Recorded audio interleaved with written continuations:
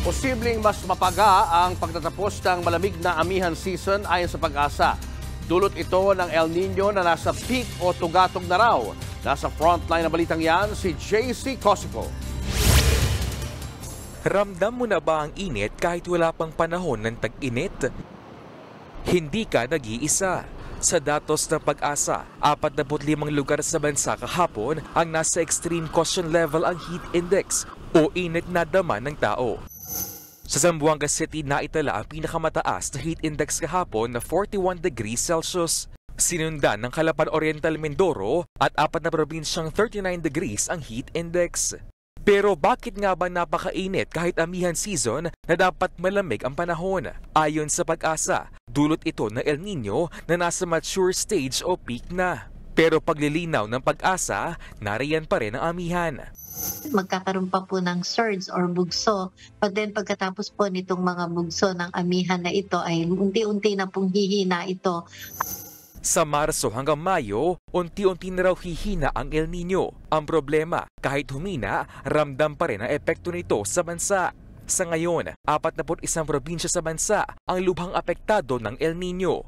Yung impact po naman na mararanasan natin dito sa ating bansa in terms of sectoral impact. So yun naman po yung medyo mararanasan natin, yung tindi nito dahil meron po siyang tinatawag na extension or yung lag effect ng El Nino.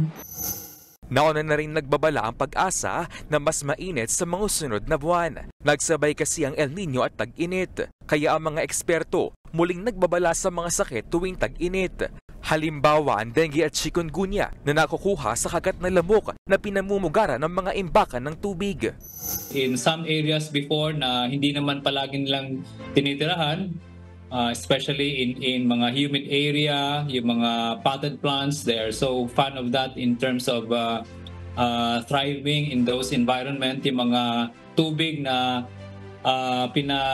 we stored water in big tanks. Bukod dyan, uso rin ang mga food and waterborne diseases gaya ng typhoid fever at sigilosis o labis na pagdudumi. Kaya payo ng mga doktor, tiyaking malinis ang iniinom na tubig. Gayon din ang paghanda ng mga pagkain para hindi agad mapanis. Iwasan din ang mga cream-based dishes.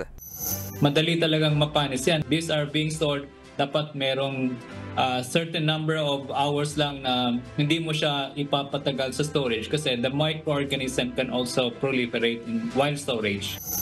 Nariyan din ang heat stroke at exhaustion. Para maiwasan yan, dapat manatiling hydrated. Uminom ng hindi bababa sa 8 baso ng tubig araw-araw at iwasang magbilad. Kung lalabas naman, magsuot ng light clothing at siguruhing may takip ang balat. Nagbabalita mula sa Frontline, JC Cosico, News 5. Mga kapatid, Julius Babaw po. Iba na ang may alam at may pakialam sa panahon ngayon.